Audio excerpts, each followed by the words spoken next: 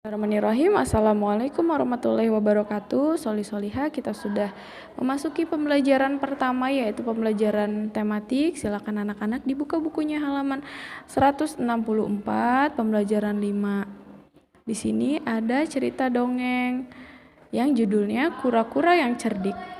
Mari kita baca bersama ya, Nak. Suatu hari, kura-kura dan rusa bertemu di lapangan yang luas. Saat itu, rusa, kura-kura, dan tupai bermain bersama. Rusa mengetahui jika kura-kura tidak dapat lari kencang, maka rusa menantang kura-kura untuk lomba lari. Kura-kura tidak dapat menolak ajakan rusa karena rusa memaksanya untuk ikut lomba lari. Tupai akan menjadi wasit perlombaannya. Kura-kura pulang ke rumahnya dengan hati yang sedih. Sesampainya di rumah, teman-teman kura-kura bertanya, "Mengapa mukamu terlihat sedih?" "Temanku," kura-kura itu menjawab, "aku sedih karena ditantang lomba lari oleh rusa. Bagaimana mungkin aku akan menang? Berjalan saja aku sangat lama. Rusa pasti akan menertawaiku," ujar kura-kura. "Tenang saja, kita semua akan membantumu memenangkan pertandingan. Ikuti saja strategi kami, oke?" kata kura-kura lainnya. Pada hari yang telah ditentukan, perlombaan lari dimulai. Perlombaan berjarak 1000 meter dimulai dari lapangan hingga ke tengah hutan. Hewan-hewan lain telah menunggu di garis finish untuk mengetahui siapa yang akan memenangkan pertandingan tersebut. Pertandingan itu menjadi fenomenal karena semua hewan sudah dapat memperkirakan siapa yang akan menang.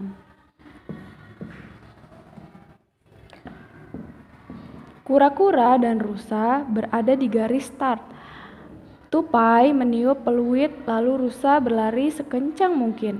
Kura-kura pun mulai berlari.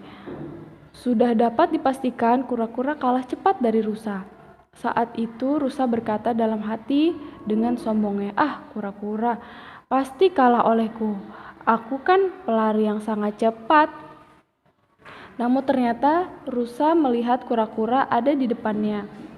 Setengah perjalanan menuju finish, rusa terus menambah kecepatan larinya. Tetapi kura-kura selalu berada di depannya. Hingga akhirnya rusa kelelahan pada perjalanan menuju garis finish.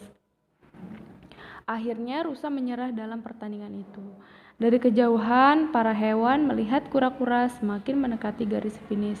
Mereka semua terheran-heran mengapa kura-kura yang menang dan bertanya-tanya kemanakah rusa. Semua hewan bersorak-sorai ketika kura-kura akhirnya mencapai garis finish. Mereka mengucapkan selamat kepada kura-kura. Kancil mencari rusa. Kancil menemukan rusa sedang kelelahan beristirahat di bawah pohon. Kancil menolong rusa hingga berjalan ke garis finish. Rusa berterima kasih pada Kancil karena telah menolongnya. Rusa mengakui kemenangan kura-kura. Kura-kura meminta maaf kepada rusa karena sebenarnya kura-kura bekerja sama dengan teman-temannya untuk memenangkan perlombaan tersebut. Kura-kura hanya ingin memberi nasihat kepada rusa agar tidak sombong atas kelebihan yang Allah berikan. Rusa pun akhirnya menyadari kesalahannya. Rusa juga meminta maaf kepada kura-kura karena telah sombong dan menganggap kura-kura adalah hewan yang bodoh dan lambat. Saat itu semua hewan tidak lagi menghina kura-kura sebagai hewan yang bodoh dan lambat. Baik solihah, sekarang dibuka bukunya halaman 168. Ya, dari cerita dongeng yang sudah Ibu bacakan tadi, di sini dilihat di kegiatan 1 memahami unsur-unsur dongeng. Dalam dongeng terdapat unsur-unsur yang membangun dongeng tersebut. Unsur-unsur yang terdapat dalam dongeng terdiri dari tema, tokoh, sifat atau watak, latar, alur, dan amanat. Ya, masing-masing memiliki pengertian. Yang pertama, tema adalah ide pokok yang membangun sebuah dongeng. Contohnya, tema tentang hewan dan saling berterima kasih. Kemudian yang kedua, Tokoh adalah pelaku yang berperan dalam sebuah dongeng. Ya, kalau di dalam cerita dongeng yang sudah kita baca tadi, tokohnya ada kancil, kemudian rusa, dan kura-kura. Kemudian untuk yang sifat atau watak adalah perangai atau karakter tokoh dongeng. Contohnya rusa wataknya sombong, ya nak ya.